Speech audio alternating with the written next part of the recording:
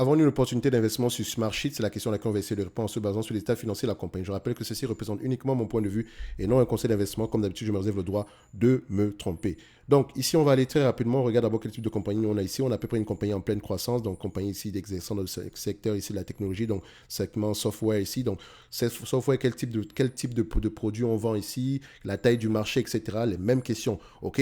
Donc, tout ça, vous allez retrouver ça dans les rapports financiers et écoute également ici au niveau des conference calls. D'accord? Donc, ici, on a des marges aux alentours de, voilà, entre 67 et 80% par là. Donc, on remarque qu'on a une diminution des marges. Le plus haut ici, c'était à 81% ici, mais nous, voilà, c'est à peu près la même chose. Donc, je pense qu'on est à peu près à quelque chose d'assez correct ici. Donc, faites attention. Ici, ça peut sembler qu'on a une chute des marges, mais voilà, entre 79 et 81, il n'y a pas une grosse différence également ici. Et c'est une compagnie qui est encore en pleine croissance. OK? Maintenant, est-ce que les marges EBITDA sont plutôt stables ou croissantes ici? Donc, on a les marges EBITDA ici en termes de marge. Qu'est-ce qu'on a? Est-ce qu'on a quelque chose de positif? Au moins, je ne serais pas surpris de voir du négatif. Et c'est le cas. On a du négatif ici. Est-ce qu'on a des free cash flow positifs? Ici sont positifs. Donc, il y a de grandes chances ici qu'on ait des stock-based compensation. En réalité, il n'y a pas de free cash flow ici. Donc, c'est un business. Comment est-ce que vous allez l'analyser? Il faut regarder à peu près quel est l'objectif de marge ici du management. Donc, vous pouvez l'évaluer ici en prenant en considération ici une hypothétique marge, disons, bénéficiaire de 20, 10, 30%, dépendamment de l'objectif du management. D'accord? Donc, il faut aller lire à peu près sur ce secteur d'activité-là. Qu'est-ce que le management, qu'est-ce qu'il a comme objectif en termes de marge? Est-ce qu'il a du 20%, du 30%, du 15%? Ça, c'est dans les rapports financiers, c'est dans les conférences calls ou bien dans la présentation aux investisseurs.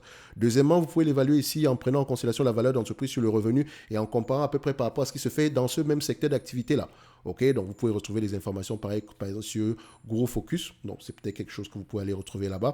Et vous pouvez également l'évaluer ici du point de vue non, on n'a même pas d'EBITDA ici, donc valeur d'entreprise sur le revenu serait même, serait même une bonne chose ici. Donc, si je veux évaluer cette compagnie-ci, il faut déjà que j'ai en tête une compagnie qui serait à peu près correctement évaluée en date d'aujourd'hui, qui fait également dans le secteur ici des softwares. OK, avec à peu près le même niveau de marge. Peut-être pas exactement la même chose, mais voilà, il y a une compagnie qui me vient en tête, c'est voilà, c'est Oracle n'est peut-être pas l'entité idéale enfin, que je pourrais utiliser pour comparer cette compagnie-ci. Mais ça ne me dérange pas d'utiliser du Oracle parce que Oracle ici, c'est une compagnie qui est déjà mature.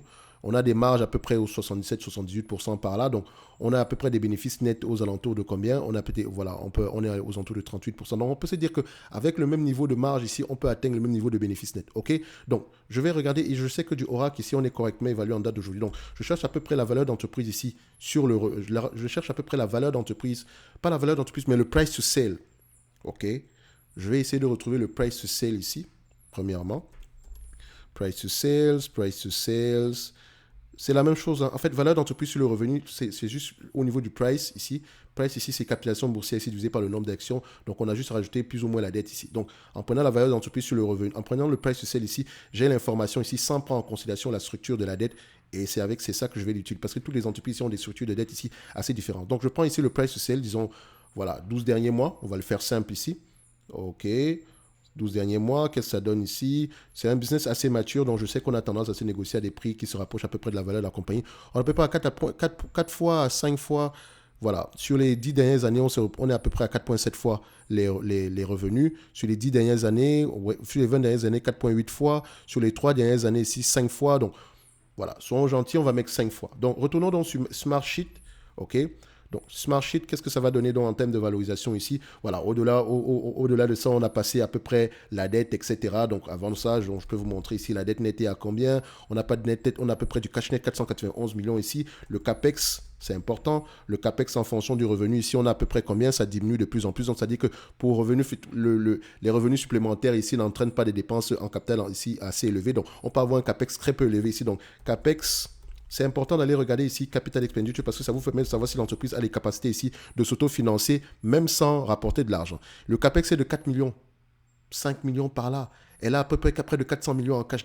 Elle peut financer ici son business pendant au moins une centaine d'années. Si on divise 491 ici divisé par 5, voilà, on peut avoir à peu près quelque chose qui se rapproche ici de 99, 98 par là. Donc, l'essentiel, ce n'est pas la précision qu'on recherche, mais pour voir à peu près combien d'années on a ici en cash, d'accord, pour pouvoir financer au moins la dépense en capital. Si et seulement si elle a les moyens de payer les employés, donc il faut déjà que les bénéfices opérationnels soient positifs. Pour le moment, ce n'est pas le cas. L'EBIT ici est négatif, d'accord. Donc, elle brûle également du cash ici. du point pour payer les employés, pour payer à peu près ici la dépense, voilà, tout ce qui concerne aussi le marketing, etc. Donc, en termes de valorisation, qu'est-ce que ça va donner ici? Donc, on a le revenu en date d'aujourd'hui, on va faire une estimation. Donc, ça va nous donner quoi ici? En termes de revenus ici, donc revenu, on va regarder à peu près le revenu pour les 5 prochaines.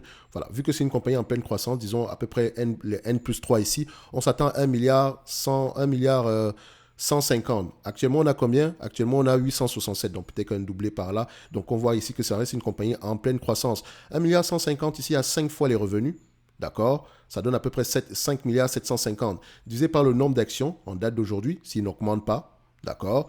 On a à peu près 132 millions d'actions. Donc, on constate ici que nous avons un business qui pourrait se négocier aux alentours de 43,56 $. Donc, au prix actuel, ça prend bien en considération une certaine estimation. Si je ne prends pas en considération ici les revenus futurs, donc admettons juste qu'on prend en considération ce qu'on va avoir sur les 12 derniers mois ici, donc 8, 6, non, même pas les 12 derniers mois, prenons les 12 prochains mois ici, next 12 months, voilà, pour faire simple.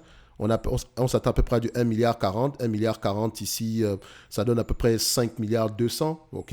5 milliards 200 par là, divisé par le nombre d'actions ici, divisé par le prix actuel. On aura à peu près combien? Enfin, par le nombre d'actions actuelles, on a à peu près combien? On a à peu près 39-40 $. Donc, je dirais ici que Smartsheet n'est pas... elle est correctement évaluée ici sans prendre en considération la croissance. Enfin, quand je dis sans prendre en considération la croissance, maintenant, tout dépend. Et tout dépend ici du niveau de marge future.